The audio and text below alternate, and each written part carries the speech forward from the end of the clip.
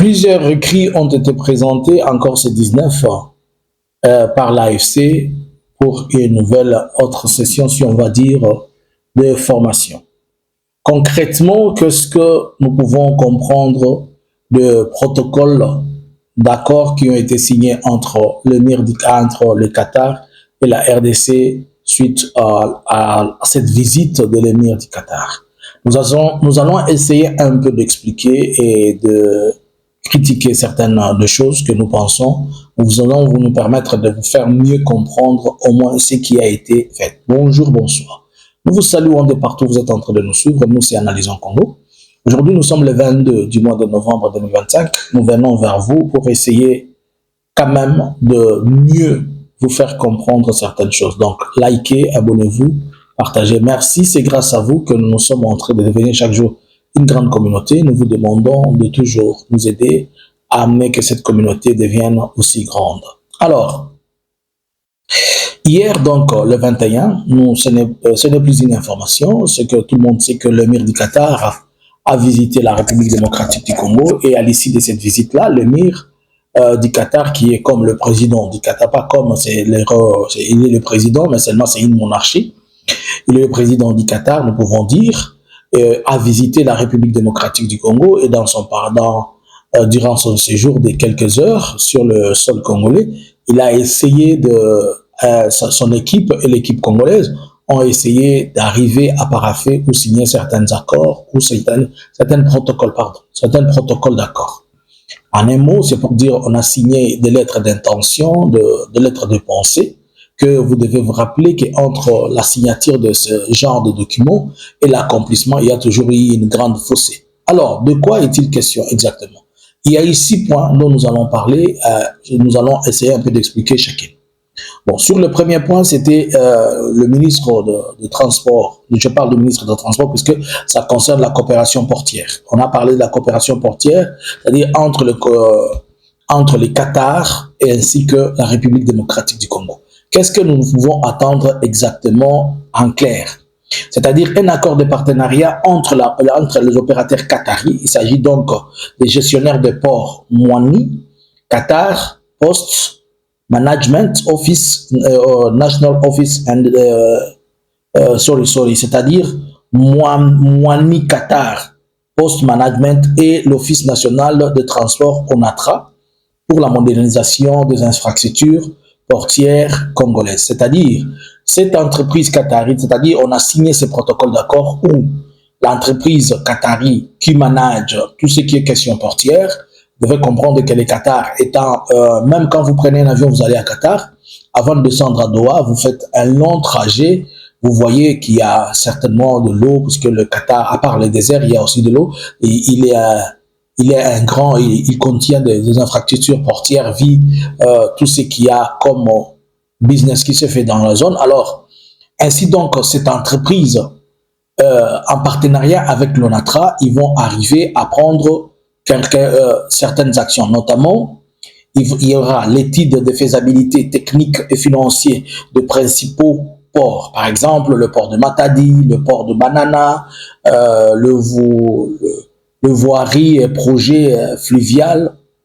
En un mot, c'est pour dire que on va d'abord procéder à une étude, on va étudier la faisabilité ainsi que le financement de ports.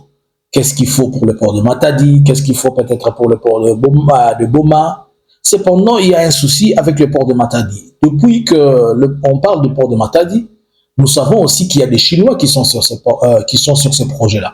Alors, comment ça va se départager entre la Chine et le Qatar? Comment ça va être, on espère, dans les jours à venir, comprendre un peu mieux. Il y a le plan de modernisation, toujours à ce point-là, le plan de modernisation, notamment les dragages, les quais, les plateformes et les situations logistiques. C'est-à-dire, si vous regardez bien tout le port congolais, ont toujours des problèmes avec le quai, c'est-à-dire il y a beaucoup de sable, il faut des équipements pour faire les dragages, c'est-à-dire on doit sortir le sable au niveau du port, rendre les quais aussi les ports à une dimension demandée au niveau international, le rendre les fleuves Congo à plusieurs endroits où la navigation est compliquée.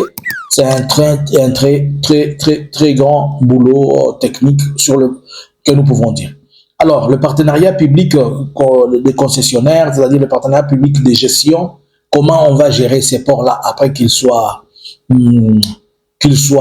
mis dans des conditions d'exploitation, la formation notamment des cadres, de tous ceux qui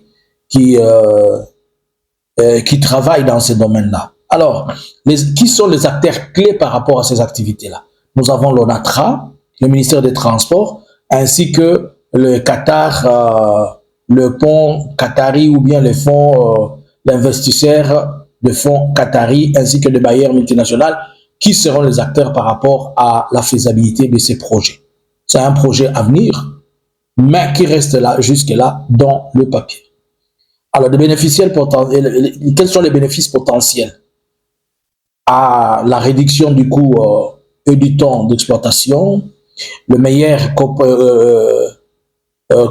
compétitivité. Lorsqu'ils vont être mis en valeur, il y aura quand même une meilleure compétitivité, le travail et tout ça.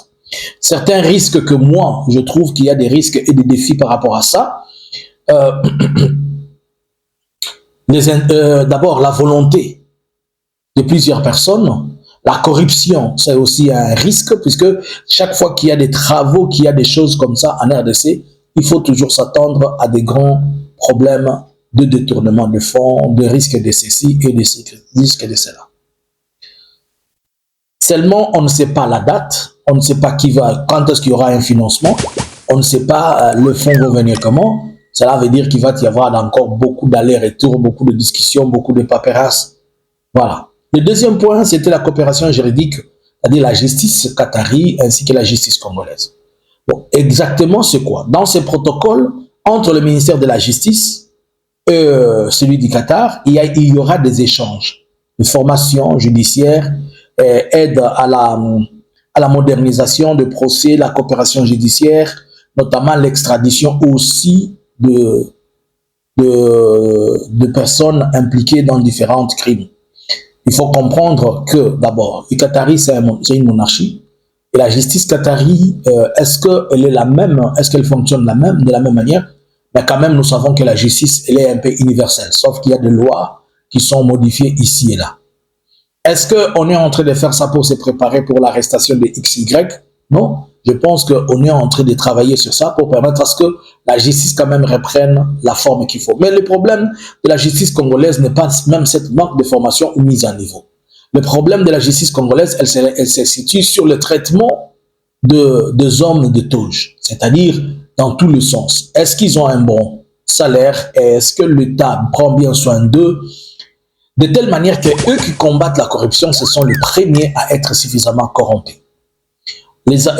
Quelles sont les actions concrètes? D'abord, le programme de formation pour les magistrats et les greffiers. Ça, ce sont les actions concrètes. L'échange d'expérience, la lutte contre le blanchiment et la corruption. Des actions concrètes par rapport à cette question de la justice. On doit former le magistrat, on doit former aussi les greffes. Il faut échanger et surtout les problématiques de la corruption qui gangrène la République démocratique du Congo. L'expérience dont le Qatar a, il va essayer de le mettre en valeur avec l'expérience congolaise. Mais malgré ça, il faudrait que l'expérience congolaise ne se limite pas à écouter. Il faudrait qu'elle aille et qu'elle soit cette expérience qui permet à ce que certaines choses changent.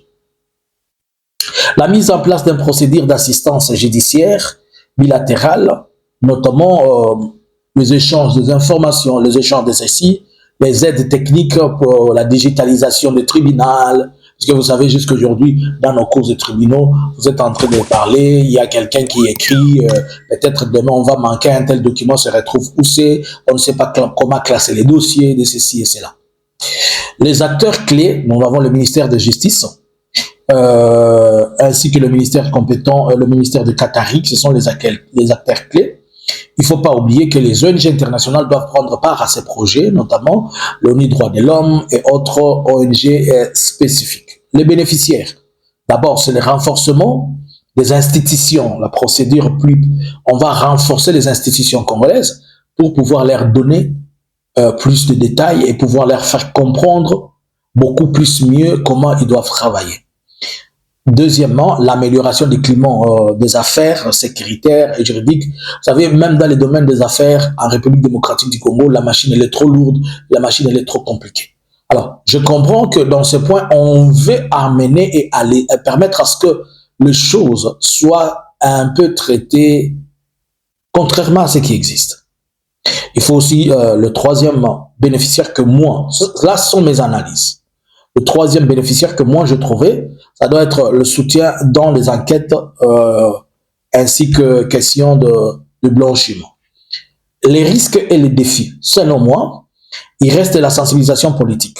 Coopération judiciaire, quand je parle de la sensibilisation politique, c'est-à-dire il faut sensibiliser les gens. Car la question de la justice n'appartient pas seulement à ceux qui font la justice. Il appartient à tout le monde. Par exemple, en République démocratique du Congo, la politique est trop présente dans la justice. La justice congolaise, elle est trop politisée. Il faut sensibiliser que les politiques arrivent à comprendre qu'ils doivent se détacher et laisser la politique et laisser la justice faire son travail. Alors, il y a aussi des risques de différentes de cultures. Entre la RDC et les Qatar, nous avons deux cultures différentes. D'abord, nous sommes un peuple chrétien et ils sont un peuple musulman. Leur manière de traiter des questions judiciaires et la manière de traiter le nôtre vis-à-vis des cultures, elles sont différentes. Les autres, ils sont régis par la loi, par le charia. Nous sommes régis par d'autres lois. Est-ce que la RDC n'est pas en train de vouloir accepter le charia indirectement ou n'est pas en train de vouloir intégrer certaines lois musulmanes dans la justice et certains aspects de la justice musulmane dans la justice congolaise? C'est tout ça, ce sont des questions à vérifier et les risques potentiels que moi je trouve. Alors les indicateurs, ça va être, il y a beaucoup plus de missions qui doivent se faire, de projets, des difficultés de tout genre que ces projets peuvent avoir. Alors sur le point, là je suis au deuxième point, sur la question judiciaire. 3, c'est la signature qu'il y a eu avec la ministre des Affaires étrangères, Madame Thérèse Kaikwamba. On parle de l'exemptation de visa, de passeport diplomatique et spécifique. C'est-à-dire un accord a été trouvé entre les Qatar et la RDC d'exempter le passeport, les porteurs de passeport rouge et la question de visa, qu'elle soit traitée dans la profondeur et qu'elle soit vite, qu'elle soit un peu remédiée. Les actions concrètes qui sont attendues, une mise à jour d'un système consulaire et des communications officielles. Il faudrait que la République démocratique du Congo, l'ambassade de la Turquie, bon, plutôt des Émiratis, je pense que dans les jours à venir, on devrait avoir peut-être un représentant qui va traiter de toutes ces choses au niveau de l'ambassade. Il faudrait que je me renseigne aussi, est-ce que nous avons une ambassade, est-ce que les Qatar a une mission diplomatique ou bien il a une ambassade? Tout ça, on doit savoir. Alors, ainsi, donc, il faudrait que ceux qui doivent mettre en place, par exemple, les systèmes de digitalisation, les systèmes pour l'obtention rapide des visas et tout ça, ça doit être des actions concrètes qui doivent être mises en place. Deuxième action, facilitation de voyage pour les délégations officielles, hommes d'affaires et autres. Ce sont des actions qui doivent être menées. Les acteurs clés, nous avons le ministère des Affaires étrangères et les services consulaires, ainsi que les services aéroportiers. Ce sont là les acteurs clés par rapport à ce projet. Le ministre des Affaires étrangères, le ministre des services consulaires et les services aéroportiers. Qui sont les premiers bénéficiaires de ces projets? Bon, les bénéficiaires et le fluide, elles dépendent par rapport à... Nous avons d'abord les diplomates qui seront les premiers bénéficiaires, le porteur de passeport rouge, ainsi que les hommes d'affaires, mais aussi tout celui qui veut aller en tourisme, en ceci et cela. Peut-être on est en train de parler dans la normalisation et l'assainissement de ces espaces-là.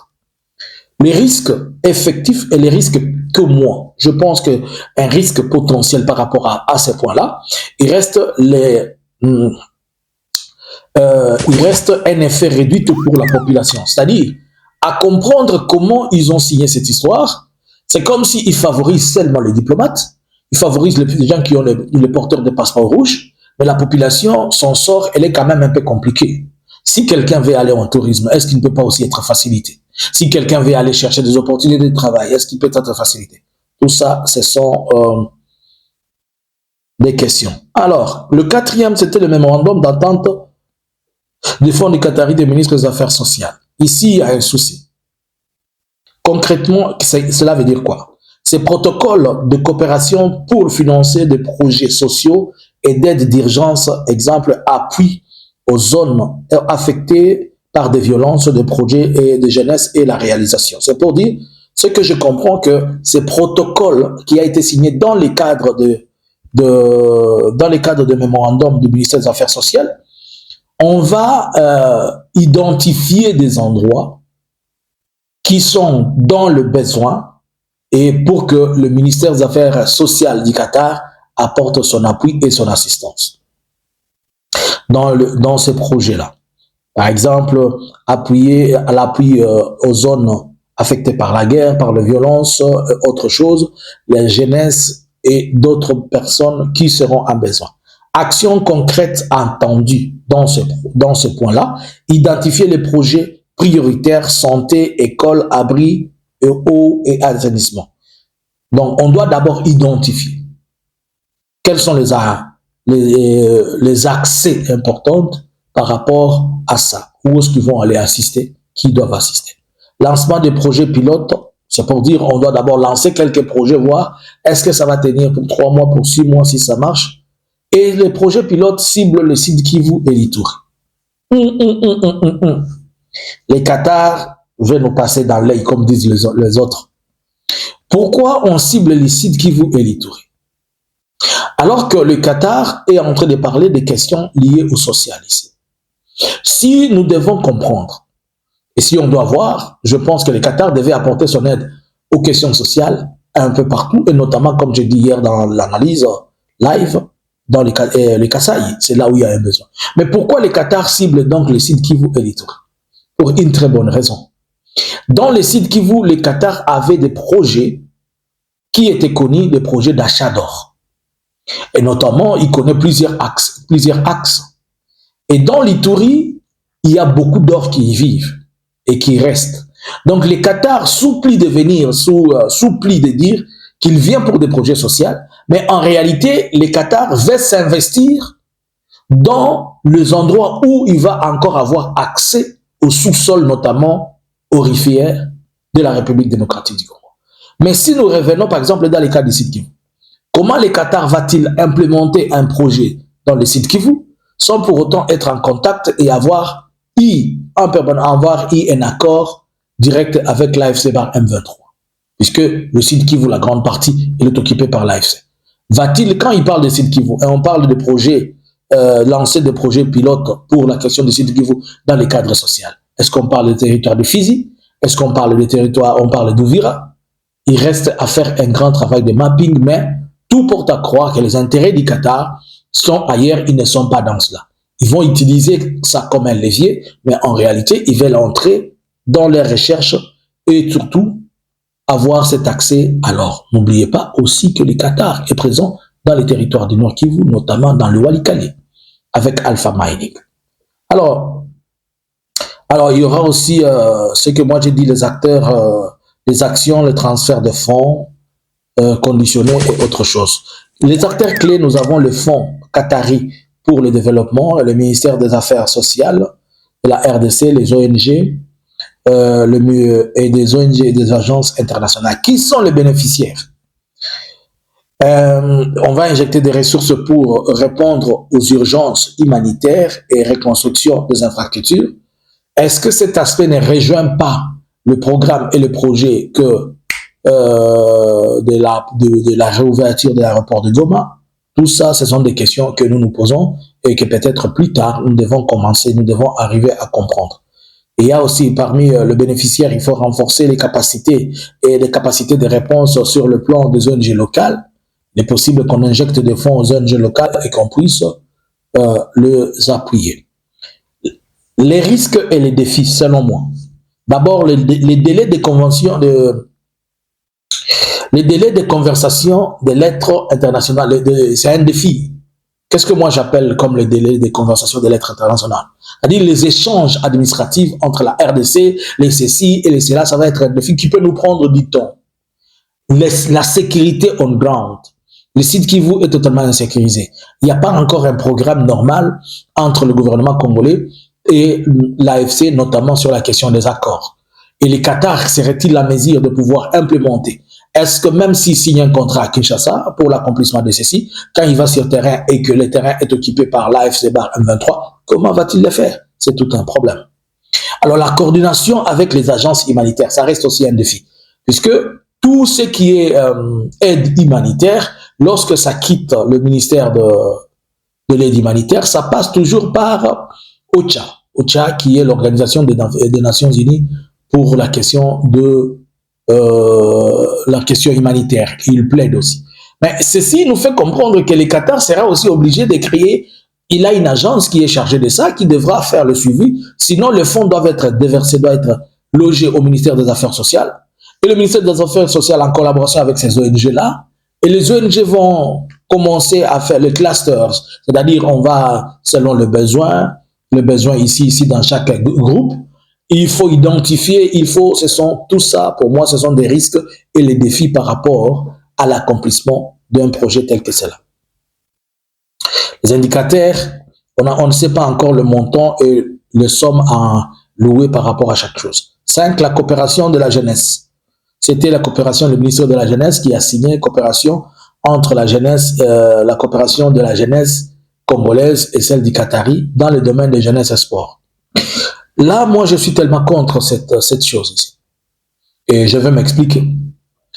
Clairement, concrètement, le protocole en question prévoit pour l'échange de programmes sportifs, formation des jeunes, construction d'infrastructures sportives et de programmes d'échange éducatif.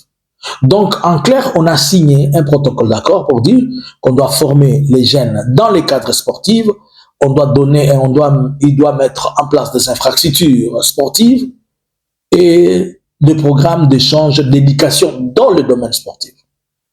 Les actions concrètes, c'est-à-dire programmes d'échange pour des entraînements, des jeunes talents, les bourses de formation dans les cadres sportifs, construction et renouvellement des installations sportives. Peut-être on va mettre la peinture sur un terrain, on va mettre la pelouse ici et cela. Et des programmes sportifs. Acteurs clés, c'est le ministère de la Jeunesse et le ministère de la Jeunesse et Sport, ainsi que le partenaire qatari dans la fédération et la fédération qatari, ainsi que les fondations qatari et les ONG. Qui sont les bénéficiaires? Développement, c'est le premier bénéfice, ça sera le développer les capitaux humains, création d'activités générales d'emploi pour les jeunes. Ça, on va nous dire, on va créer des coachs, on va leur apprendre à faire du volleyball, du football, dans le cadre sportif, un usage des instruments sportifs. Les risques pour moi, c'est de voir que ces projets vont rester comme des symboles et ils ont un risque de pouvoir ne pas s'accomplir. Alors là où se trouve mon problème pour ces projets, pour la jeunesse congolaise, comment on peut identifier juste la jeunesse dans le sport? Comment toute une jeunesse comme la jeunesse congolaise, qui est une jeunesse désirée, une jeunesse qui a besoin des opportunités, une jeunesse qui a un problème d'éducation, j'ai cru qu'on allait peut-être lancer aussi, on allait plutôt impliquer la jeunesse, par exemple, dans des questions liées à l'entrepreneuriat, dans des questions liées à l'éducation. On a besoin de beaucoup d'ingénieurs, on a besoin des infrastructures éducatives, à améliorer nos universités, équiper les universités, donner l'accès à la jeunesse, éduquer la jeunesse. Mais on prend juste, c'est-à-dire pour la jeunesse, c'est seulement le sport. Et c'est ça la vision. Moi, je suis perdu dans ça. Vraiment, pour moi, je ne vois pas une jeunesse congolaise qui est à 90% désœuvrée, mais on amène un protocole, on signe un accord pour dire qu'on va juste l'amener dans les cadres sportifs. Ça n'a pas de sens. Ça ne s'explique pas. Alors, c'était le sixième point, c'était les consultations politiques, les mécanismes de régulation entre le ministère des Affaires étrangères. Concrètement, cela veut dire quoi? Un cadre de dialogue institutionnalisé, réunions périodiques, échanges, coordination, échange de dossiers, tout ça, c'est-à-dire que le ministère des Affaires étrangères ainsi que celui du du Qatar, ils ont signé un protocole pour lequel ils doivent commencer à échanger et discuter. Les actions concrètes à prendre, c'est-à-dire ils vont fixer un calendrier et une consultation annuelle ou bien semestrielle, ça dépend. Ils doivent mettre en place un groupe de travail par rapport à ça pour arriver à l'accomplissement ou bien arriver à l'exécution de ceci. Mettre en place un mécanisme de suivi. Les acteurs clés, nous avons le ministère des Affaires étrangères, l'ambassade et les missions diplomatiques et le reste. Les bénéficiaires, ou bien les bénéfices que je peux dire par rapport à cet accord, c'est peut-être une meilleure coordination des résolutions. Mais déjà, ils discutent déjà. Pour moi, ils discutent déjà et ils ont déjà quelque chose qui est fixé là, qui est établi. Bon, ils parlent de quoi encore? Alors, pour moi, tout ce qu'on a signé là, ce sont que des signatures écrites sur papier. Il y a un trou entre ces signatures et leur accomplissement. Puisque ce n'est pas un engagement concret et réel. Et jusque-là, on ne sait pas d'où proviendra le fonds pour l'accomplissement de tout ceci. Car on n'a pas parlé de financement, on n'a parlé que de protocoles. Et ces protocoles, ils devraient être on doit être à mesure maintenant que l'on définisse ce qui doit être fait. Ainsi, en définissant ce qui doit être fait, on va l'évaluer sur base de budgets qui seront présentés. Donc, ceci peut encore prendre des années et des années pour se voir s'accomplir et pour y arriver. Nous avons un problème de transparence et de transparence gouvernementale. Le gouvernement de la République démocratique du Congo est réputé être trop corrompu. Est-ce que le Qatar ne va pas se retrouver aussi ses salaires là-bas? Nous avons des défis tels que le problème culturel et le problème religieux. La culture qatari et la culture congolaise n'est pas la même. Mais il faut noter ici que malgré tout ceci, le Qatar, c'est un ancien dans le secteur et un ancien en République démocratique du Congo, notamment dans les territoires de l'ancien Kivu, tels que le Maniema, le Sud Kivu. Le Qatar, à l'époque des années, plusieurs années, le Qatar a toujours été présent. Le défi par rapport à tout ça, il y a aussi des questions sécuritaires que moi je pense que par rapport à la question sécuritaire, il sera difficile de pouvoir faire comprendre que la chose, elle peut facilement s'exécuter. Y a-t-il des recommandations que nous pouvons faire au gouvernement? Il doit d'abord publier et expliquer à tout cela qu'il prétend être le bénéficiaire de ces choses. En un mot, je vais dire que j'étais en train de vous expliquer en détail, mais si vous comprenez que entre ce qui a été signé et ce qui doit se faire, il y a encore le jour et la nuit. Et de l'autre côté, le Qatar n'a pas fait de promesses financières, n'a pas fait de promesses d'investissement, mais il a donné ses intentions. Est-ce que ces intentions vont se traduire en promesses? Est-ce que ces intentions vont être réelles? Nous gardons un œil et nous restons là en train de voir ce qui doit être fait et ce qui ne doit pas être fait. Mais en réalité, il y a un grand trou entre ce qui doit être fait et ce qui ne doit pas être fait. Que pensez-vous de ce protocole, de ces 6 points qui ont été signés hier? Valait-il la peine? Ou bien c'était des choses juste pour plaire et amuser encore la galerie? Est-ce que nous pouvons dire que cette fois-ci, la diplomatie agissante de la République démocratique du Congo s'est-elle démarquée ou pas? Je vous laisse le clavier, je demande à ce que vous puissiez nous répondre et nous montrer là où vous aussi vous pensez que c'est une bonne chose ou que ce n'est pas une bonne chose. À vous le clavier, bonjour, bonsoir. Analysins Congo subscribers.